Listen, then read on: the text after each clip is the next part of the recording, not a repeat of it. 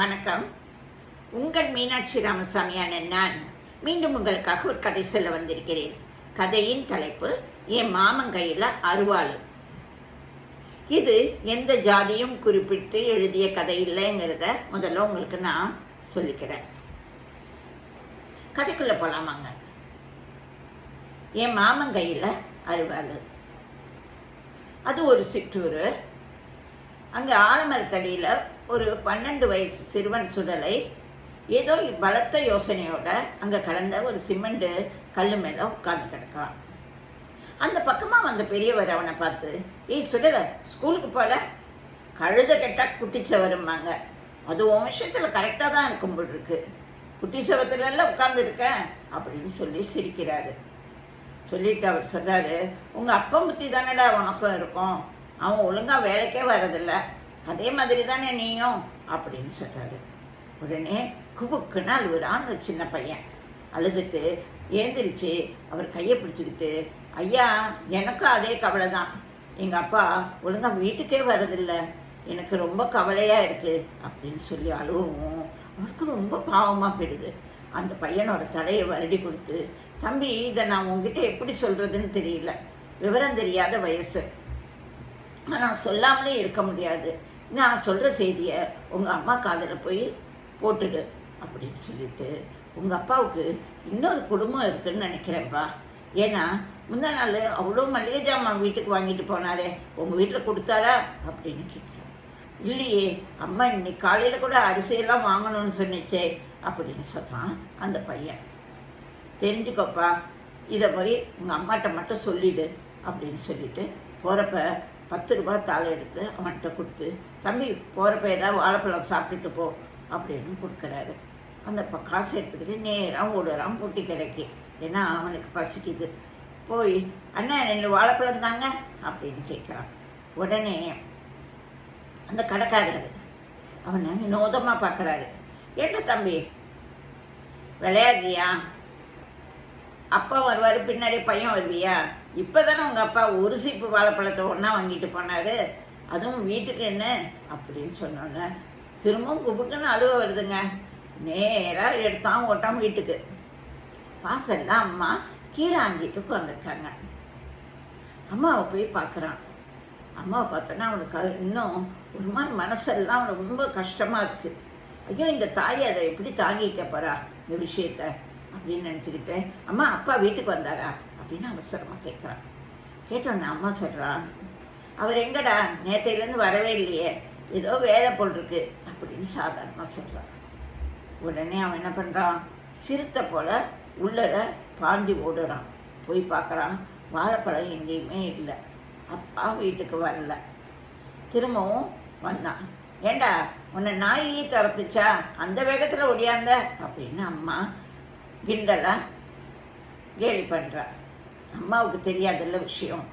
இவன் சிரிச்சுக்கிட்டு, இல்லைம்மா வயிறு சரியில்லை அப்படின்னு சொல்லிட்டு வேகமாக ஓடி போய் கட்டிலில் படுத்துக்கிட்டு அழுகுறாங்க. வாயில் அந்த சட்டையை அமுக்கிக்கிட்டு அழுகுறான். ஐயோ அம்மா அப்பாவித்தனமாக இருக்கே அப்படின்னு நினச்சி ரொம்ப மனசு கஷ்டமாக இருக்கு அவனுக்கு. அவன் தூங்க ஆரம்பிக்கிறான். அவன் கனவுல தாய்மாமன் வராரு. யார்கிட்ட இந்த விஷயத்த சொல்லி தீர்வு காண முடியும்னு அவன் மனசில் போட்டு பெரிய குழப்பம் இருந்துக்கிட்டே இருந்துச்சு. திடீர்னு பார்த்தா கனவுல வந்த தாய்மாமனை பார்த்தோன்னே அந்த கம்பீரமான தோற்றம், அவரோட முறுக்கு மீசை, கையில் அருவாளோட காட்சி தந்தோன்னே, ஆஹா இதற்கு ஒரே தீர்வு நம்ம மாமன் தான் அப்படின்னு சொல்லி எடுக்கிறான் ஓட்டான். திரும்பவும் அம்மா கேட்குறான், இப்போ என்னடா நாய் துரத்துது அப்படின்னு கேட்குறான். ஓடி போய் நிற்கிறான் மாமன் வீட்டு வாசல்ல. மாமா மாமான்னு கத்துறான். இப்படியாந்து வாரி அடிச்சுக்கிறாரு தாய் மாமன். என்னடா சொல்லலை, இப்படி முடியாத, உங்கள் அம்மா எங்கடா அப்படின்னு கேட்குறாரு. உடனே ஓன்னு அழுதுகிட்டு விஷயத்த சொல்கிறான். தான் தங்கச்சி புருஷனுக்கு இன்னொரு குடும்பம் இருக்குன்னு கேள்விப்பட்டோன்னே ஆடி போயிடுறாரு அந்த மனுஷன்.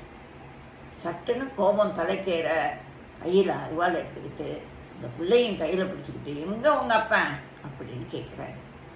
வீட்டில் தானே இருப்பான் வா அப்படின்னு சொல்லிட்டு நேராக வீட்டுக்கு வராரு.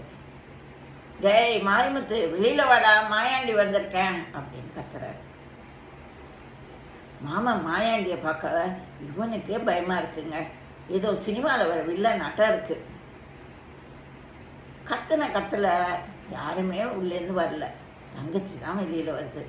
என்னென்ன இப்படி வந்து நிற்கிற அப்படின்னு கத்திக்கிட்டே ஓடியாருது. அப்போ பக்கத்தில் இருக்க ஒரு பெரியவர் சொல்கிறாரு, அவன் எப்படி மாரிமுத்து இங்கே வருவான்? அவன் 4 தெரு தள்ளி ஒரு ஓட்டு வீட்டுக்குள்ளே போகிறத நானே என் கண்ணால் பார்த்தேனே அப்படின்னு சொல்லி சிரிக்கிறாரு ஒரு வித்தியாசமாக. உடனே தங்கச்சி விஷயத்தை கேள்விப்பட்டு கற்று நெஞ்சிலையும் வாயிலையும் அடிச்சுக்கிட்டு தலையிலையும் அடிச்சுக்கிட்டு பயங்கரமாக அழுவ ஆரம்பிக்கிறான். தங்கச்சி, உனக்கு துரோகம் செஞ்சவனை நான் சும்மாவே விட மாட்டேன், கிளம்பு அப்படின்னு சொல்லி அவளையும் பிடிச்சிக்கிட்டு ஒரு கையில் தான் மருமகனையும் பிடிச்சிக்கிட்டு அந்த பெரியவரை வழி நடத்த அந்த வீடை தேடி போகிறாரு. உண்மையிலே அந்த வீட்டு வாசலில் ஒரு கறி அடுப்பை பற்ற வச்சுக்கிட்டு வெந்நீர் தவளையை அது மேலே வைக்க போன மாரிமுத்து மேலே பாஞ்சாரு மாயாண்டி. அந்த வெந்நீர் தவளை ஒரே தட்டு தண்ணி பானை உருண்டு ஓடுது. ஏண்டா என்னடா இங்கே செஞ்சுக்கிட்டு இருக்க அப்படின்னு கேட்கவும் மரியாதையெல்லாம் போயிடுச்சு. அவன் சட்டைய மேலே ஒரு துண்டு போட்டிருக்கான் பாருங்க, அந்த துண்டை பிடிச்சி இழுக்கிறாரு. அப்போ அவன் கையை ஓங்கி யாரோ தட்டுறாங்க. திரும்பி பார்த்தா அது மாயாண்டியோட அப்பா. டேய் மாயாண்டி, என்னடா செய்கிற என் மாப்பிள்ளைய அப்படின்னு கேட்குறாரு. ஆமாங்க, அந்த வீட்டுக்குள்ளேருந்து வெளியில் வராது மாயாண்டியோட அப்பா. பின்னாடியே மாயாண்டியோட அம்மா வராங்க. ஏண்டா இங்கே வந்த அப்படின்னு கேட்குறாங்க. அப்போ ஒன்றும் புரியாமல் எல்லாரும் முழிக்கிறப்ப அப்போ மாயாண்டியோட அப்பா சொல்கிறாரு, டேய் என்னை பார்த்துக்க மாட்டேன்னு வெளியில் விரட்டி விட்டவன் நீ. உன் தங்கச்சி இருக்க அதுக்கு மேலே எங்கே நாங்கள் போய் அதுக்கு பாரமாக உட்காந்துடுறோமோன்னு ஆரம்பத்திலே எங்களை வெட்டி விட்டுருச்சு. நாங்கள் தனியாக பரிதவிச்சு நின்றுட்டு இருந்தப்ப எங்கள் மாப்பிள்ளை தாண்டா எங்களுக்கு ஒரு வீடு பிடிச்சி எங்களுக்கு மளிகை ஜாமான்லேருந்து சாப்பாடுலேருந்து எல்லாம் வாங்கி கொடுத்து எங்களை கண்ணுங்கருத்துமாக பார்த்துக்கிட்டு இருக்காரு.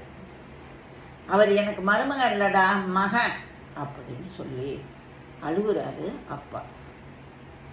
மாயாண்டி வெக்கி தலை குனிகிறான். அப்போ தான் அப்பா ஓடி போய் பிடிச்சிக்கிறான் சுடலை.